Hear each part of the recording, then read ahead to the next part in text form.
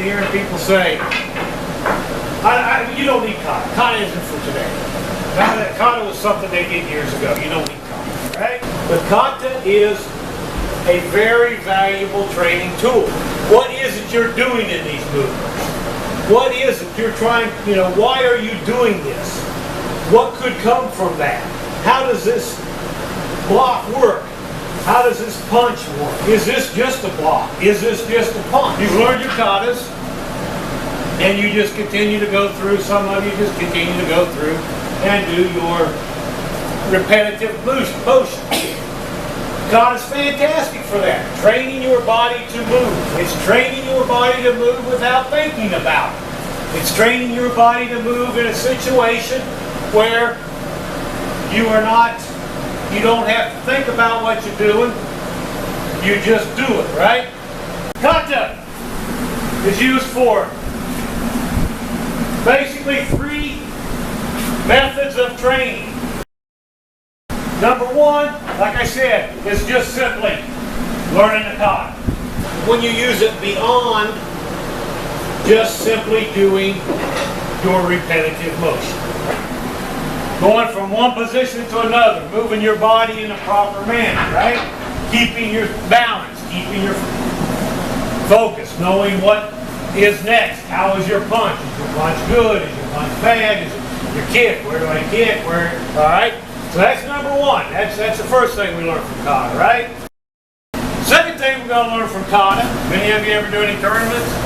Who wins at the tournaments? Is it the guy that goes,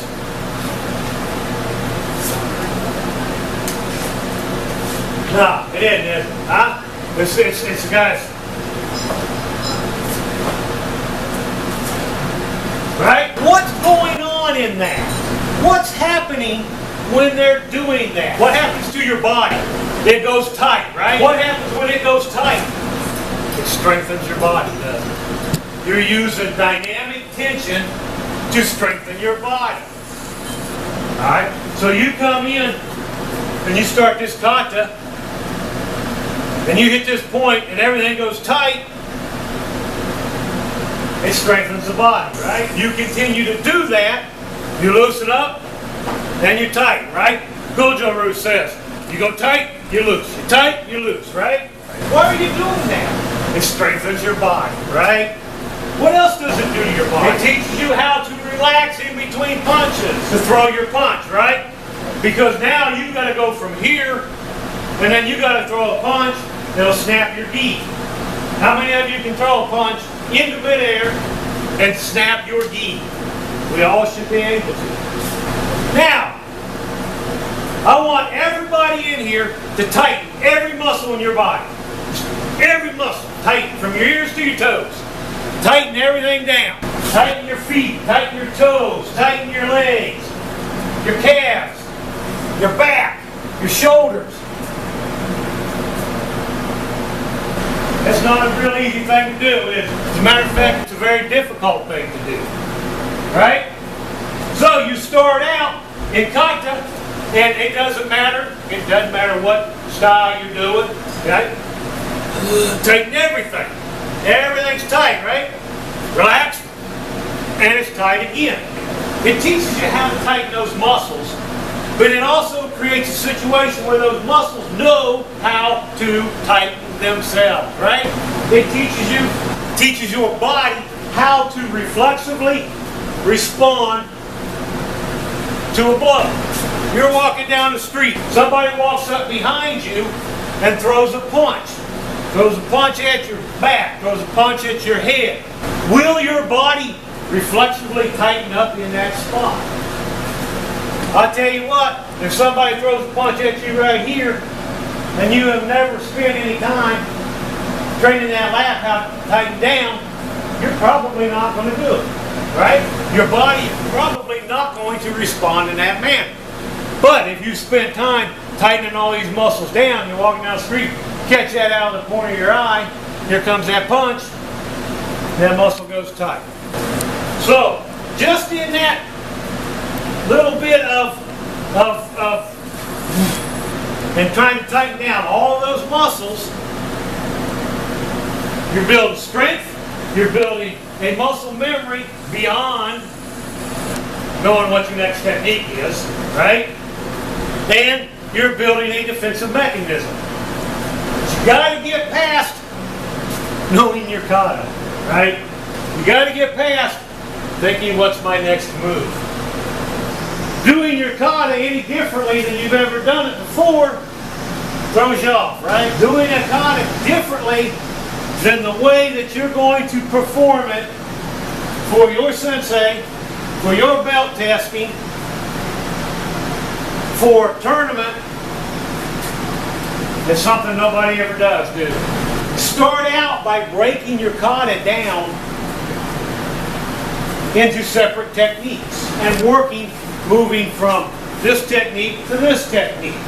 Making each of these techniques something that you want to work at improving on. What I want you to do is I want you to take that kata and I want you to break it down into its basics. And I want you to work on those basics. I want you to be able to mentally think about what you are doing. Now we all have to maintain that kata and we all have to present that kata to sensei, right? But using kata to train with, you taking advantage of what that kata is and what's in that kata, there's only one way to do that, and that's to start breaking them down. Where am I going to be tight? Where am I going to be loose? How am I going to move? Take that first piece, that first movement, second movement, third movement. Don't just go through the kata. Pick the kata apart. In just breaking it down and working it in that fashion that maybe will improve your kata. Just taking the time to go over that kata, break it down, to understand each movement. There's nothing wasted in a kata. From 100, 200 years ago, they didn't have time to waste. Okay? They didn't have the time to do anything except for stay alive. Everything that is in our systems, they're in there for a reason. I had a student come to me at lunchtime and go, I never understood the value whatsoever of a horse stance until this last seminar. He said, man, there's like 5 different techniques I learned just for a horse stance in one seminar.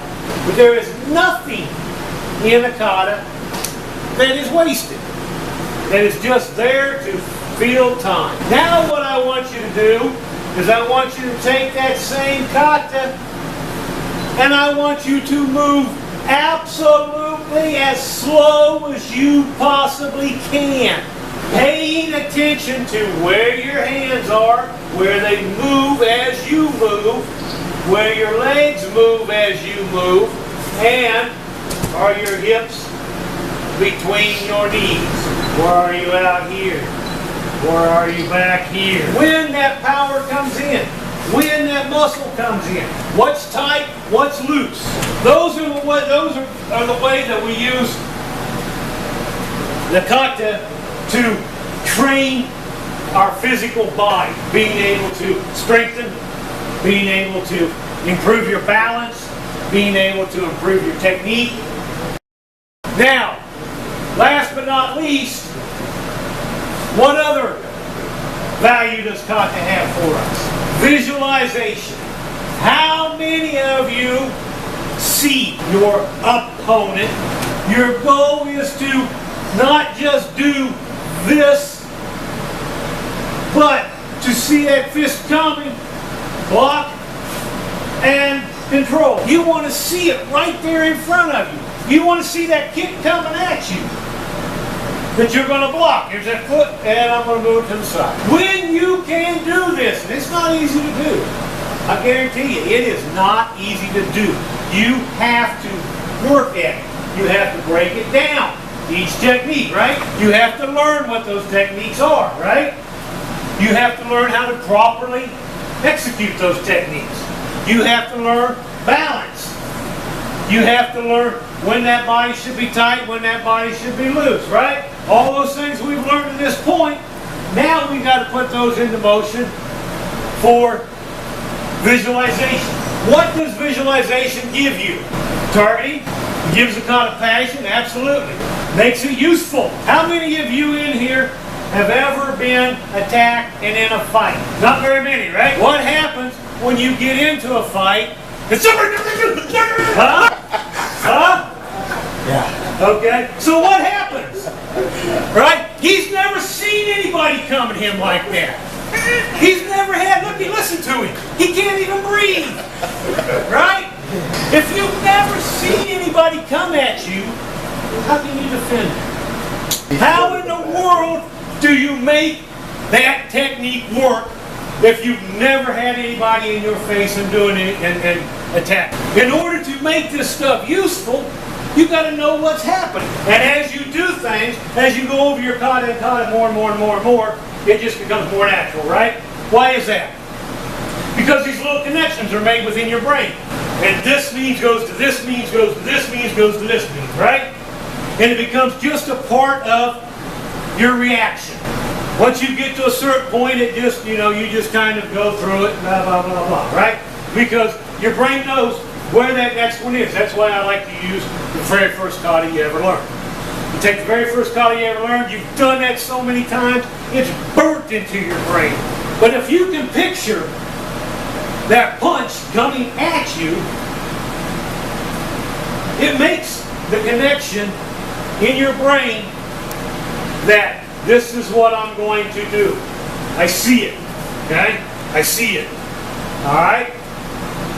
It makes those connections. Does it mean that you're not going to end up, okay? No, it doesn't mean that. What it means is if you quit thinking and just react, that you're probably going to do something right. Along with that comes working with a partner on kata, on your techniques.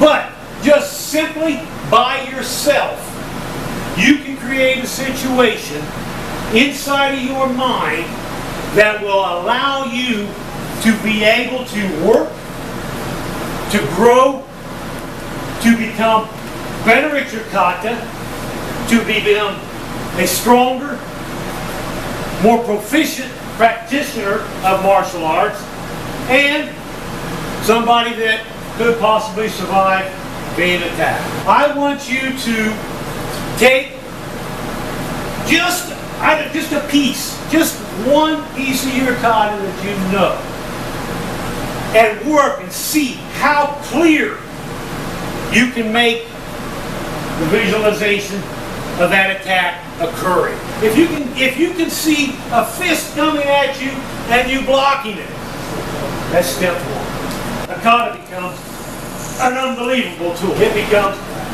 a monstrous tool. And maybe one day we can get back out there and these people will quit saying, kata ain't worth nothing.